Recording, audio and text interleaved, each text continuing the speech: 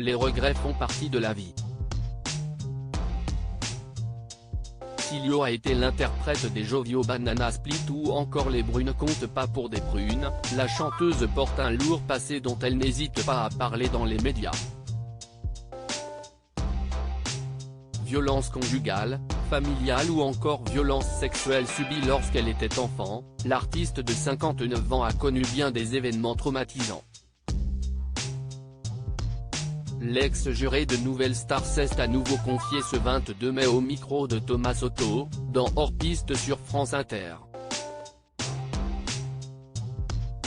Mère de 6 enfants nés de 4 pères différents, Lio n'a jamais caché les difficultés qu'elle a pu rencontrer dans sa parentalité. Lorsque le présentateur lui demande « Avez-vous été jugé par la société avec cette structure familiale un peu particulière ?» La chanteuse et comédienne d'origine portugaise répond en larmes que si aujourd'hui, ses enfants se portent bien, cela n'a pas toujours été le cas, je n'ai jamais été mal à l'aise à cause de ça. Ils vont bien. Je ne reviens pas. Ça a été si dur pendant beaucoup d'années. Ils n'allaient pas bien.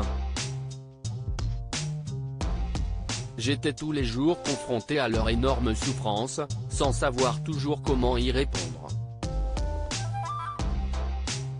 Et, certainement, en n'y répondant pas à la hauteur de ce que mérite chaque enfant.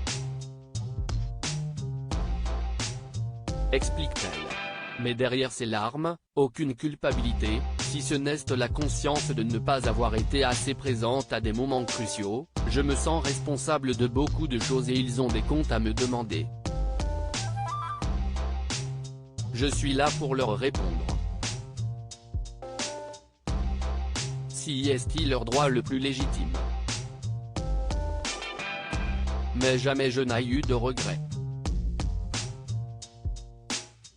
Ajoute-t-elle. Lio, le viol.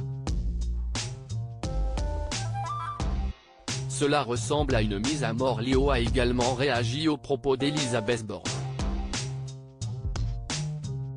Lors de son investiture, la première ministre a souhaité aux petites filles d'aller au bout de leurs rêves, leur dédiant sa nomination à Matignon. Une citation qui n'a pas ému la sœur d'Elena Nogueira. Avant, je dirais aux petites filles, ayez la chance d'aller au bout de vos vies parce que quand vous sortez le soir, vous risquez d'être violées. Le viol est un crime. Et je vais vous dire, cela ressemble à une mise à mort, fustige la mère de famille. Cette dernière, engagée contre les violences faites aux femmes, a confié avoir été violée à l'âge de 10 ans par un proche de sa famille. Un récit glaçant qu'elle avait notamment livré en mars dernier dans Télé Loisirs.